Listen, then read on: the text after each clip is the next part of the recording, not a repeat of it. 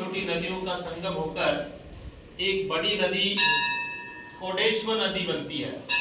इसको आजकल कोठारी नदी कहते हैं, जो यहाँ से अमूल्य जल निधि को ले जाकर भीलवाड़ा के मेजा बांध को भरती है। हाँ दोस्तों, मैं उसी पुरातन बहुत ऐतिहासिक काल के शिवलिंग के सामने हम बैठे हैं, जिसका जोड़ या जड़ किसी को पता नहीं। ये एक प्राकृतिक चट्टान के रूप में स्थापित है। ये जो कोटेश्वर महादेव मंदिर है, यहाँ कहते हैं, इतिहास ये कहता है कि यहाँ पर जब रामायण के समय भगवान राम से उनके बेटे लव कुश ने किसी कारण से सीता माता पे जो छोटा मोटा अत्याचार हुआ और उससे रुष्ट होकर लव और कुश दोनों ने भगवान श्री राम का सामना किया।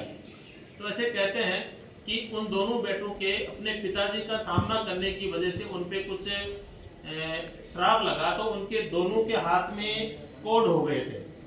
जब वो कोढ़ हो गए थे तो कोढ़ वाले हाथों से वो इधर जब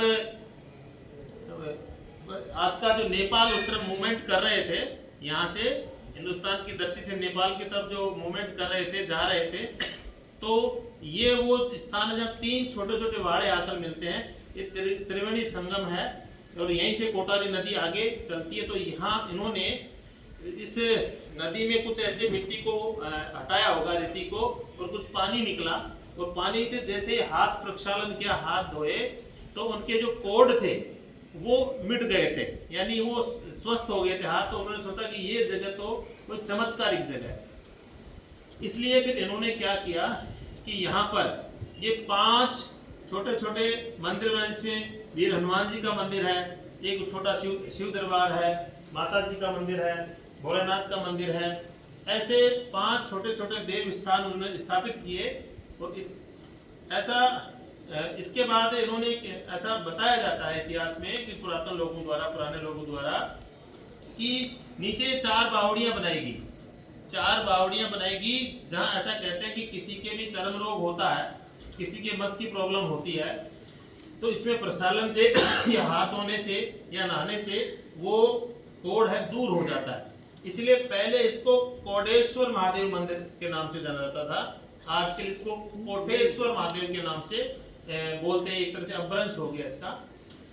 फिर बात करते हैं कि यहाँ मंदिर को लेकर भी कुछ इश्यू रहे हैं इतिहास काल के समय ही, कि ऐसा माना जाता है कि उस समय लगभग 900 बीघा जमीन, 7,700 बीघा जमीन यहाँ के सेवादारों को दी थी, जिसमें सेवादार परिवार रहते भी हैं। और लगभग जहाँ तक हमारे को जाना है 58-59 वर्षों से यहाँ इस श्रावण मास में अखंड रामधुनी, हरि कीर्तन या रामधुनी का कार्यक्रम चलता रहता है, और भोजन प्रसादी भी होती है। दूर दूर से लोग यहाँ एक तरह से स्नान के लिए, यहाँ अपनी मन्नतें मांगने के लिए, यहाँ से अमृत जल ले जाने के लिए लोग आते हैं। लोगों का आस्था का केंद्र है।